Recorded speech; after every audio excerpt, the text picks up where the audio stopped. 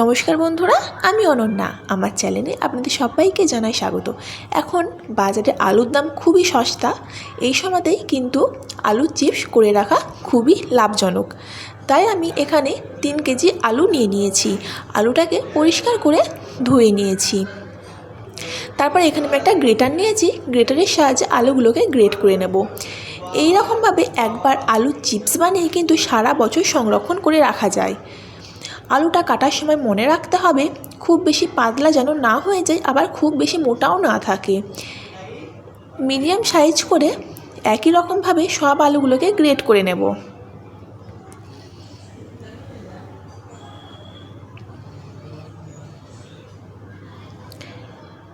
সব আলুগুলোকে গ্রেট করে নিয়ে এবারে জল দিয়ে 2 থেকে 3 বার ভালো করে ধুয়ে নেব, যাতে এর মধ্যে কোনো রকম নোংরা না থাকে বা ধুলোবালি না থাকে।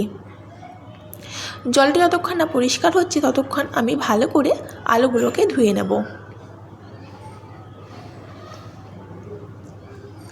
সব আলুগুলো ধুয়ে নেওয়া হয়ে গেছে। এবারে একটা বড় পাত্রের মধ্যে বেশ খানিকটা জল গরম করে নিয়েছি। তার মধ্যে দিয়ে দিলাম অল্প একটু লবণ আর অল্প একটু হলুদ। বেশি লবণ একদমই দেব না, একদম অল্প লবণ দেব, না হলে কিন্তু পাঁপড়গুলো খাওয়া যাবে না। মানে আলু সিদ্ধতে যতটা লবণ লাগে তার থেকে অনেকটাই কম লবণ দিতে হবে। এবারে ধুয়ে রাখা আলুগুলোকে দিয়ে প্রায় 90% সিদ্ধ করে নেব।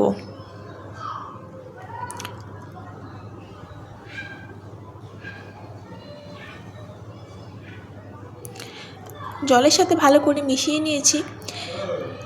মিশিয়ে এবার ফুটে আসা পর্যন্ত অপেক্ষা করব। দেখুন আলুটা ফুটে এসেছে আর 90% মতো সিদ্ধ হয়ে গেছে। এবার জল থেকে আলুটা আলাদা করে নেব।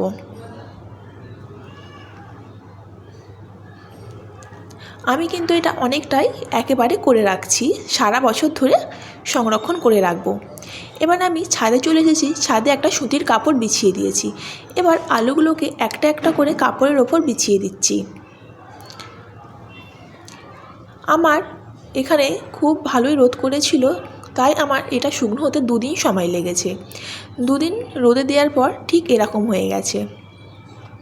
এটা কিন্তু একটা ডিপের মধ্যে ঢুকিয়ে সারা বছর ধরে সংরক্ষণ করে রাখা যাবে। কিন্তু 1 মাস 2 মাস ছাড়া ছাড়া কিন্তু একবার করে রোদে দিলেই কিন্তু এটা ভালো থাকবে। এবার একটু তেলে ভেজে দেখিয়ে দিই। দেখুন কত সুন্দরভাবে বড় বড় হয়ে ফুলে যাচ্ছে। আপনারাও বানাবেন, আপনাদেরও ভালো লাগবে। আজ ভিডিওটা এই পর্যন্তই। দেখা হবে পরের আবার নতুন ভিডিওতে।